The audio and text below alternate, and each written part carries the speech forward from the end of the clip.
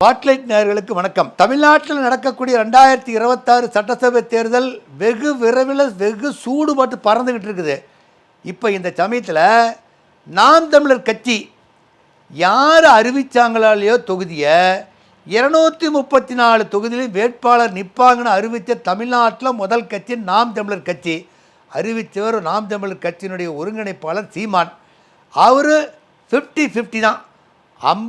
117 தொகுதியில் ஆண்கள் நின்னா 117 தொகுதியில் பெண்களுக்கு முன்னுரிமை கொடுத்து இந்தியாவிலேயே சரிக்கு சரியாக நிகருக்கு சீட்டு கொடுத்து அழகு பார்க்குறவர் தான் நாம் தமிழர் கட்சி சீமான்.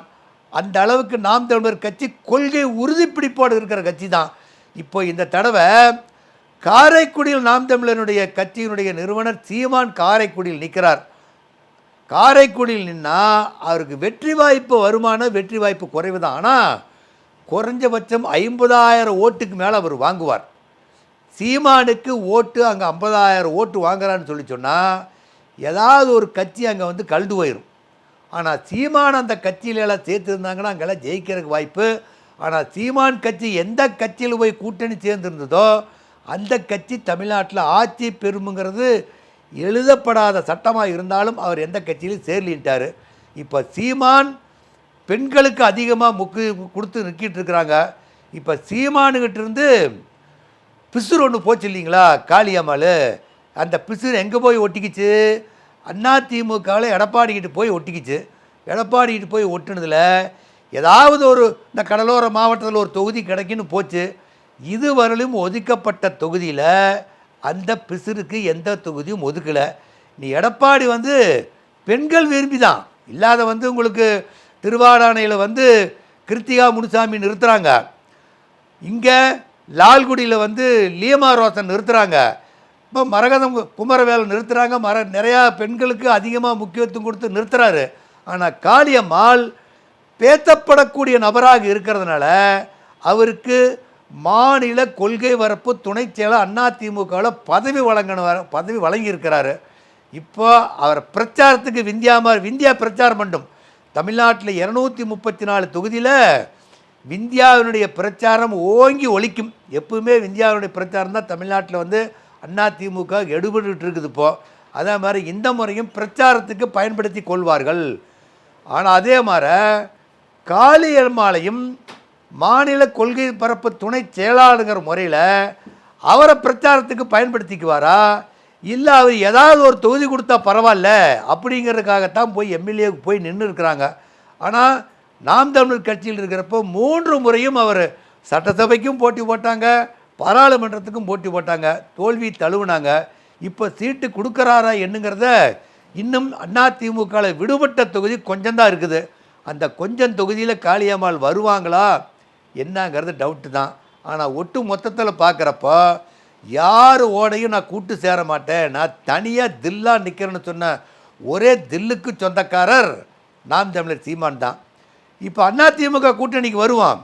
இப்போ புதிய நீதி கட்சி ஏசி சண்முகம் அவர் கட்சிக்கு 2 சீட்டு கொடுத்துருக்குது. அதிமுகவில் அவர் தேசிய ஜனநாயக கூட்டணியில் தான் மெம்பரு, அதிமுகவில் கிடையாது.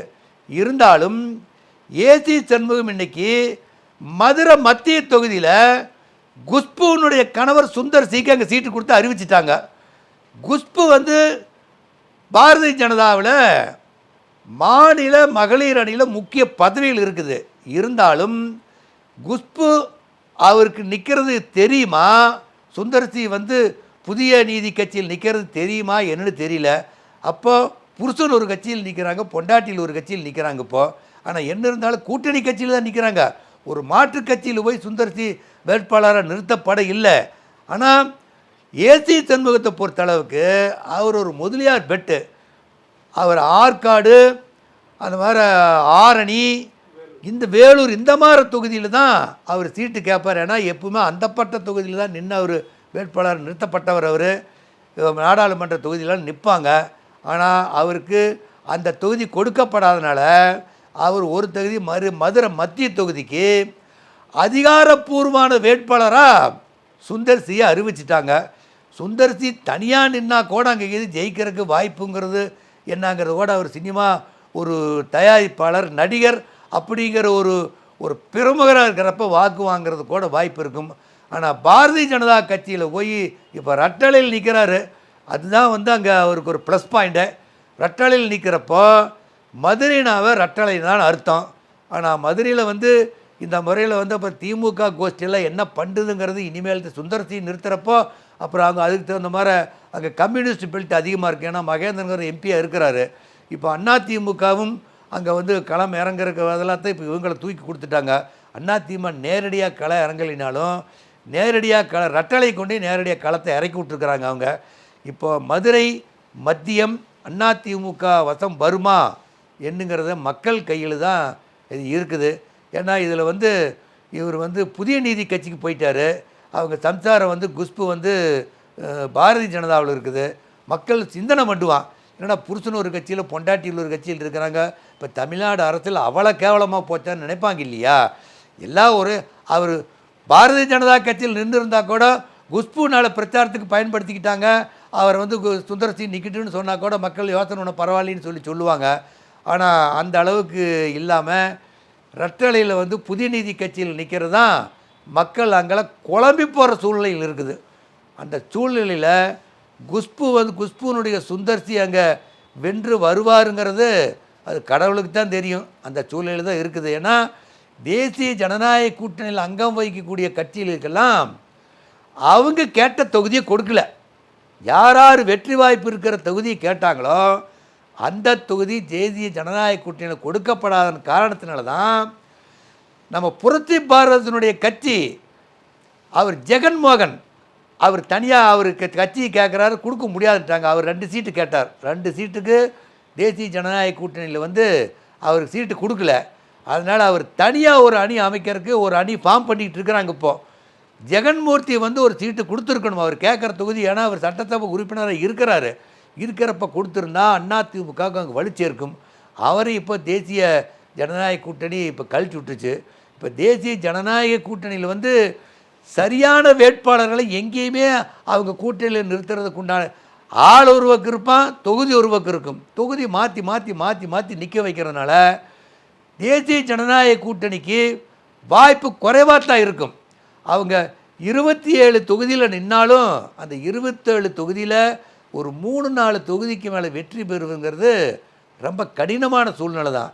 இதுக்கு என்ன காரணம்னு சொன்னால் வேட்பாளர்களுடைய தேர்வு அந்தந்த பக்கத்துக்கு போட்டிருக்கணும். இப்போ அண்ணாமலை கழிச்சு விட்டுட்டாங்க. அண்ணாமலை கழிச்சு விட்டதுனால இந்த எதிரொலிப்பு எங்கே இருக்குன்னா தமிழ்நாடு முழுக்க இளைஞர் மத்தியில் இருக்கும்.